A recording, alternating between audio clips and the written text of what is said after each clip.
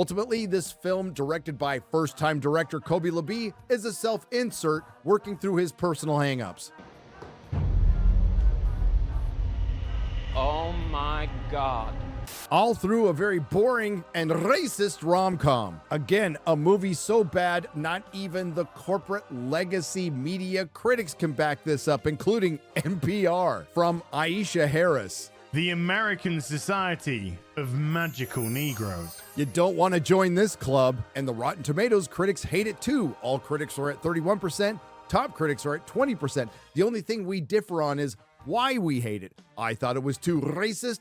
They didn't think it was racist enough. Oh, and the audience hated it too. Cindy S. gives it a half star, terrible premise, terrible movie, and a puking emoji, succinct, to the point. Captain Cheeks gives it 1 star. This film makes an attempt at satire but fails miserably.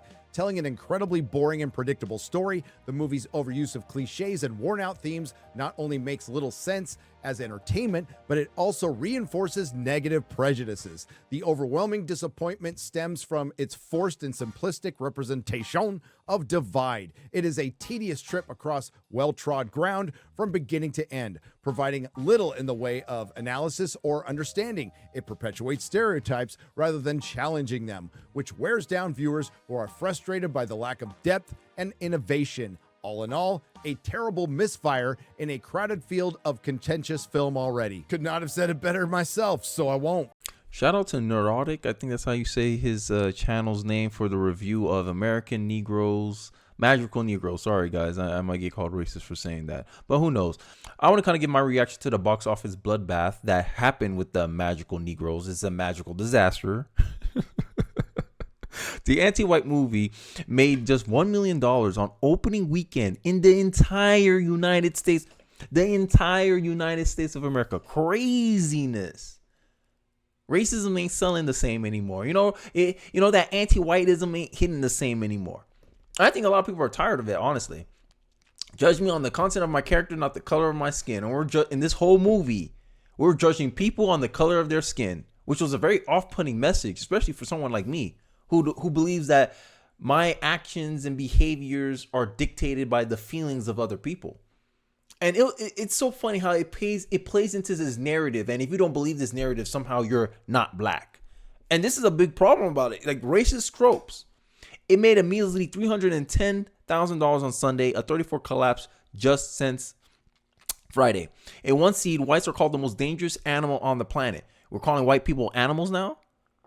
Let's play the game. Reverse Uno card. What happens if you call black people the most dangerous animal on the planet? Racist. Yet we're allowed to call white people that. How is this not discrimination? How, Sway? Just super racist movie, according to Elon Musk. And I agree with Elon Musk. This is a racist movie. I don't understand how people can defend this, right? And it's this idea that, it's trying to play into this troll and this understanding. Oh my God, we're so prosecuted. Oh my God, the police brutality. Only a Marxist will love this movie. Only the wokies will love this movie. Which I just did a video that they're one of the most miserable people in this world. And only miserable people who see nothing but their race could love this movie. Portraying their opposition as negative. You see what we have to deal with as black people? Oh, you're making a lot of assumptions based on my skin color there, sir. But liberals don't care. It's so funny to me. Here's another clip from Neurotic. Link to his whole video review is in the link in the description below. I just want to use it just to give for commentary purposes. So don't copyright me, bro. I'm just using your clip for a little bit. But I want to use his clip to highlight the narrative that the movie wants to portray and the reality that the data and facts of our actual reality. Because the whole point of this movie was somehow to encapsulate what the day-to-day life of a black person goes through, when that is not the case. All it is trying to perpetuate a narrative of what black people think they're going through. Let's take a look. What's the most dangerous animal on the planet? Sharks. White people. Wow, subtle. Almost as subtle as that imagery, but maybe they're leading up to a punchline. When are white people most dangerous? And they're teamed up with sharks. When they feel uncomfortable. Feeling uncomfortable precedes a lot of bad stuff for us. White people move into a neighborhood, they feel uncomfortable. Gentrification. Damn. Okay, I'll be patient. Maybe this joke or satire requires a little more setup. White cop sees a black man, feels uncomfortable, another shooting. Bit on the nose, but we saw that one coming. And hey, let's not get bogged down with any statistics that might undermine that narrative. There was a time when all you had to do is look at a white man and make him uncomfortable. That was pretty much it for you. For I'm some just of not us, the last thing we see in this world is an uncomfortable white man. You sure about that? You sure about that? I love that review. That review was pretty funny. I'll probably subscribe to his channel. This is the first time I've seen it because I wanted to get some clips for my reaction to this magical disaster. And yeah, black on black crime is the biggest threat to black people's lives. As a black man, I'm more likely to die at the hands of another black man than a white man. Interracial crimes, if we're going on two racial groups, black people are the biggest perpetrator of interracial crime. But an uncomfortable white man is the last thing I'm gonna see. How'd that work out for what's his name? PNB Rock. Was he killed by a white man? Was he killed by a police officer, or was he killed by another brother? This is the funny part about this fake unity narrative that black people try to perpetuate in these movies. And when Hollywood's gonna wake up and realize people don't want this crap? When? How do I become a magical Negro? I'm pretty sure my black card has been confiscated by now, but if I could become a magical Negro, that's just superseded, right? Original title, White People Are the Enemy, a feel-good Hollywood story. Magical racist movie, right? I can't imagine why openly hating a large demographic of moviegoers didn't pan out. Black people are 13% of the U.S. population, making a movie that is offensive to a vast majority of Americans, including a lot of black people who despise this nonsense. It's a recipe for failure this movie saw at the box office. Nothing speaks louder than how money is being spent. The most dangerous animal, according to magical Negroes, white people, the only group you can legally discriminate against. Well, not legally, I have, here's the facts. A lady was able to sue Starbucks for firing her because she was white. Why is the media in Hollywood so fixated on dividing the American populace? Because that's the only way their guy can win. Democrats already admitted that the only way they can win is by dividing the country. The only way they can win is through cultural Marxism, and Marxism requires there to be an oppressed and an oppressor narrative, and you have to fit people into those two categories. Literally trying to conform all of society to fit into your worldview, your paradigm. That's the only way they can embark socialism into our country. The only way. And it's so baffling to me that we're still at the time where the supply for racism doesn't meet the demand. Right? This already got Justice Smollett. Right? Oh my God. Famous white dude. Look, light skinned dude too. I don't understand. Oh, look, I might get some heat for this, but I'm a father of two mixed kids, two biracial kids. My kids will never fix their mouth and say they're black. I'm sorry. I don't believe in no one drop rule. Like, imagine that. Oh, because you're 1% black, you're black? Get out of here. How's that not black supremacy?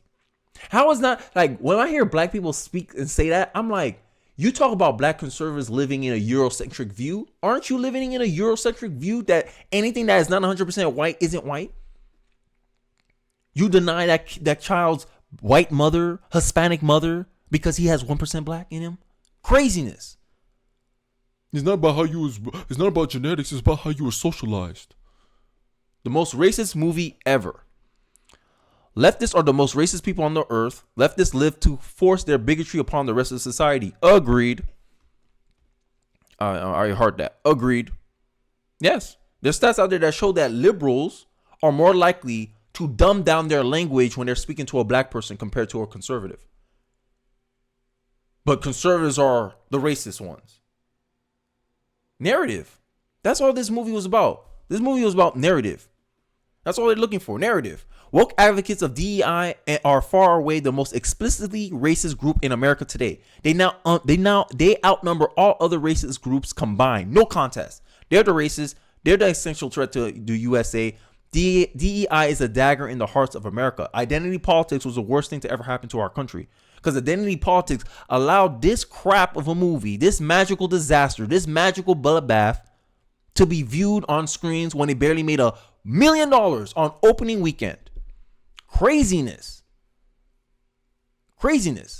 This was a self-insert, right? Unrelatable. I couldn't relate at all to the characters in this movie because I wasn't taught to be a victim. I think the better message would have been taught to how they overcome.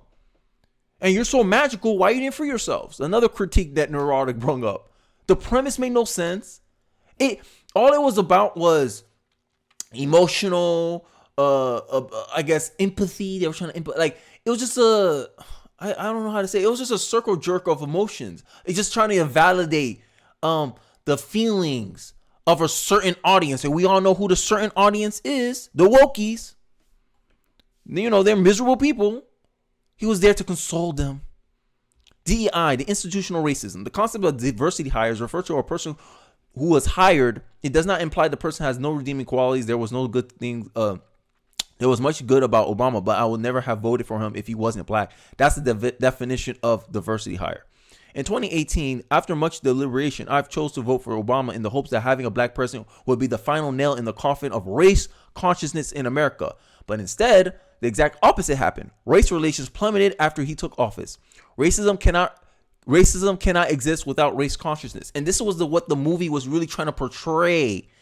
Race consciousness. And I think America's tired of this. And there's a new term for it now, guys. The racism industrial complex. Because that's what these Hollywood people keep pushing. It doesn't matter how much money they lose. It don't matter how much money. It's like creating a DEI movie, creating a diverse movie, creating a movie that's perpetuating a race conscious narrative. It's like throwing money in a fire. You might as well give it to people. You might as well just hand out the money. Here you go. Well, you might as well pay people to watch your movie. Because the whole point is to spread a message. You don't care how much money you burn doing this. That's why the race hustlers and race grifters work diligently in instilling it into the heads of every man, woman, and child in America through CRT, critical race theory. Their livelihoods depend on it. Follow the money. Follow the money. The racist industrial complex is worth multi-billion dollars and controls immense political power. But they're noticing that it's waning. Racism nearly died in the late 20th century. America as a whole had became anti-racist. I know, I lived through it. I did too. That's why my dad voted for Obama. When Obama made his famous speech talking about how if he lost the election, it wouldn't be due to his skin color, it would be due to his inability to articulate a vision for America. That's what made my dad vote for Obama. My dad voted for Bush twice. I know people don't like Bush, but my dad voted for Bush twice. My dad was a Republican. Even when I was born, my dad was a Republican. But he voted for Obama because of that, just because of that interview. Because my dad's like, oh, that's the message we need to hear in America. And what'd he do? He sowed more racial division. Because the Democrats realized that, damn, we can't win with a unified America. We can only win with a divided America. And the movies helps perpetuate that. The movie helps condition the minds of the youth, America. And I'm glad a lot of Americans didn't watch it. The grifters saw the threat and invented CRT, DEI with disastrous results to our national unity and security. We are in grave danger of a national dissolution because of the profit and power DEI grants to sociopaths. This is sociopathic for real. Willing to weaponize race for their own nefarious ends. Here are three primary contributors to the threat. Democrats weaponize racism for political power. Are they lying? Comment section. Are they lying? Let me know in the comment section. Are they lying? Grifters like Ibram X. Kendi, Robin DiAngelo weaponize racism for fame and money. And the biggest people who buy these grifters' books are white liberals. White liberal women specifically. Like I showed you in the stats before, white liberals are the only racial group that has a negative bias against itself. Woke lefties weaponize racism to divide America and destroy capitalism and Western society. Yes, wokeism is a path to lead to socialism. It's Marxism. That's what wokeness is. Wokeness is Marxism.